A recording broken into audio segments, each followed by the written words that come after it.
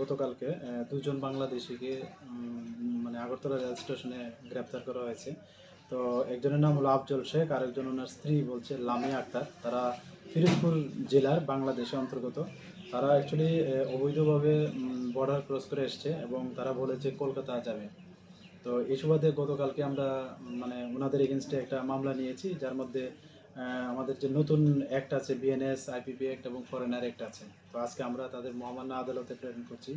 Similarly গতকালকে আরেকটা আমাদের আগরতলা জিআরপি থানাতে এনডিপিএস কেস নেওয়া হয়েছে এবং এটার মধ্যে আমরা জয়েন্টলি অপারেশন করেছি আগরতলা আরপিএফ এবং আগরতলা জিআরপিএফ।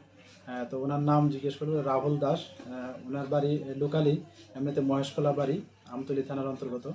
তো উনি অ্যাকচুয়ালি এই যে বাইরের দূরপাল্লার যে ট্রেনগুলি আছে, বিশেষ করে কুয়া, দেওঘর বা এলটিটি যেগুলি মুম্বাই যা, এগুলি মানে যখন পিটিং হয়, এগুলি মানে যখন আসার পর এগুলি সাফ সাফাই হয়, তো ওই সময় সে ওই গাঁজা মানে 10 কেজি 12 কেজি এরকম করে ফিট করে দেয় আর কি।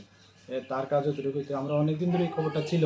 তো কালকে আমরা ওকে মানে রেড হ্যান্ড করেছি, আমরা ধরতে পেরেছি। এবং সেও গতকালকে একটা পিট্টু ব্যাগ নিয়ে আসে এবং এটার ভর্তি 6টা প্যাকেট ছিল। তো ওইগুলি কুয়া যে বা দেওঘর ওইটির মধ্যে সে একটা হাইটের জায়গাতে লুকানোর মানে চেষ্টা করেছিল। তো আমরা ওইগুলি ওজন করে দেখলাম 12 কেজি 400 গ্রামের মতো হয় ওইগুলি ওজন।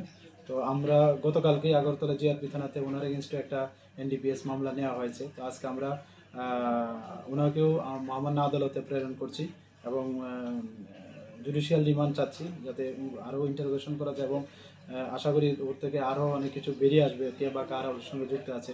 এবং যারা যুক্ত আছে আমরা অবশ্যই তাদের এগেনস্টে লফুল অ্যাকশন নেব। তো আর যা বললেন বাজার মূল্য যে